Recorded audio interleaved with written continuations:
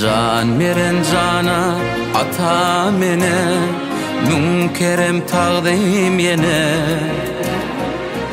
100 yıl koşkun ya Allah'ım, sen kebemin ömrüne.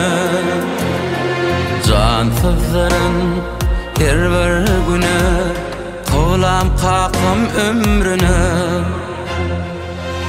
Asır koşkun can Allah'ım, yaşatkın 100 yıl yene.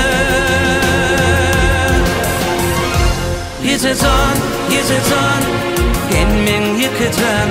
Ise can, günlüğü giyeceğim. Yüreğimin korkusu damarımda kan. Aylan ya adın kılan. Ise can, sen men yıkacağım. Ise can, günlüğü giyeceğim.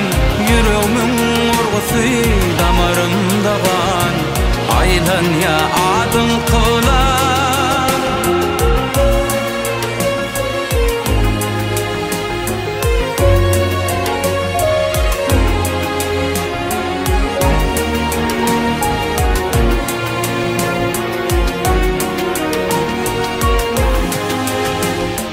Balasın dingenler göz nuruna, var etme ver huzuruna. Balam digin ecem can, çoğluğu hem qoğluğu. Arzu ediyen kakam yene, can sağlık şatlık dine. Oğul qıylın adından, şulaydım soğut size. Ise can, sen men yıkacağım. Ise can, günlüğü giyeceğim. Yüreğimin korkusu damarımda kan. Aylan ya adın kılan. Ise can, sen men yıkacağım. Ise can, günlüğü giyeceğim. Yüreğimin korkusu damarımda kan. Aylan ya adın kılan. Ak yürekli mihmanların arzuları sizinki.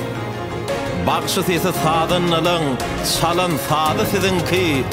Kebe benim kıblam atam, bu toygunu sizinki. Tayınızı tapabilmen aylanıp bir şarına. Ise can, sen men yıkacağım.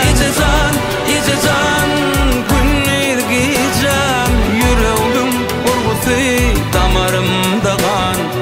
Aylan ya